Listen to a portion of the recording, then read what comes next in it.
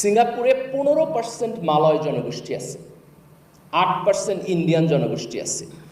কোনোদিন আপনি শুনছেন যে সিঙ্গাপুরে তাদের ধর্মীয় কারণে একজন আরেকজনের সাথে সাম্প্রদায়িক দাঙ্গা করছে? আজকে মালয়েশিয়াতে দেখেন, মালয়েশিয়াতে 24% চাইনিজ পপুলেশন আছে। তো সেখানে মালয় এবং চাইনিজ তার একসাথে বসবাস করছে।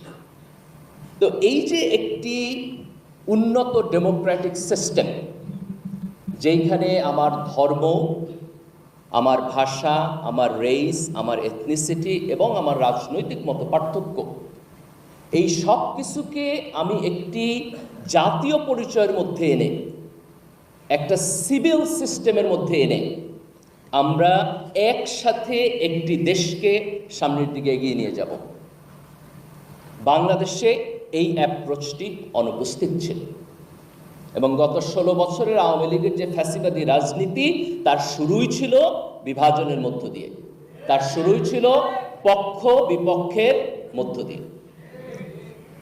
আজকে জুলাইয়ের অভ্যুত্থানের একটি বড় অর্জন হলো যে আমরা এই বিভাজনের রাজনীতিকে আমাদের পিছনে ফেলে এসেছি। আজকে কোনো রাজনৈতিক দলকে, কোনো রাজনৈতিক গ্রুপকে আমরা কখনো কখনো সেই একই ল্যাঙ্গুয়েজে কথা বলতে দেখি। এটা সেই এই দেশের তরুণ প্রজন্ম এই ফ্যাসিবাদের বিপক্ষে দাঁড়িয়ে এই গণ অভ্যুত্থানের মধ্য দিয়ে যে বাংলাদেশ তৈরি করছে, তার স্বপ্ন হলো আমরা বাংলাদেশি জাতীয়তাবাদকে সামনে রেখে আমরা সবাই মিলে একটি ঐক্যবদ্ধ বাংলাদেশ করব। জাতীয় ঐক্যমতের জন্য আমাদের কিছু কিছু বিষয় একমত হইতে হবে। আওয়ামী লীগের গত 16 বছরের শাসন ফ্যাসিবাদ ছিল, এই প্রশ্নে একমত হইতে হবে। এটা গণতন্ত্র ছিল না, এটা গণতন্ত্র ছিল না। আওয়ামী লীগ যতদিন পর্যন্ত স্বীকার না করবে যে সে ফ্যাসিবাদী শাসন প্রবর্তন করছে, ততদিন পর্যন্ত তাকে গণতান্ত্রিক রাজনৈতিক দল হিসাবে বিবেচনা করা যাবে না। যখন এরশাদের পতন হলো, এরশাদ জেলে গিয়েছেন, জেলে থেকে উনি 5টা ইলেকশন জিতছেন।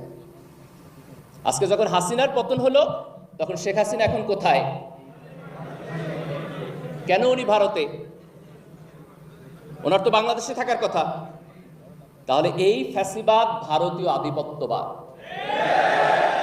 এই 16 বছরের ফ্যাসিবাদ ভারতীয় আধিপত্যবাদ। এই দেশের তরুণ প্রজন্ম এই আধিপত্যবাদকে না বলেছে। বাংলাদেশে আগামী দিনে কোনো পাকিস্তানপন্থীও থাকবে না, কোনো ভারতপন্থীও থাকবে না। এই দেশে আমরা বাংলাদেশপন্থী, এই দেশে আমরা বাংলাদেশপন্থী। বাংলাদেশে তার গণতন্ত্র, তার অর্থনৈতিক উন্নয়ন, তার সমাজ বিনির্মাণ, তার রাষ্ট্র বিনির্মাণ, এটি হবে আমাদের রাজনৈতিক এজেন্ডা ইনশাআল্লাহ।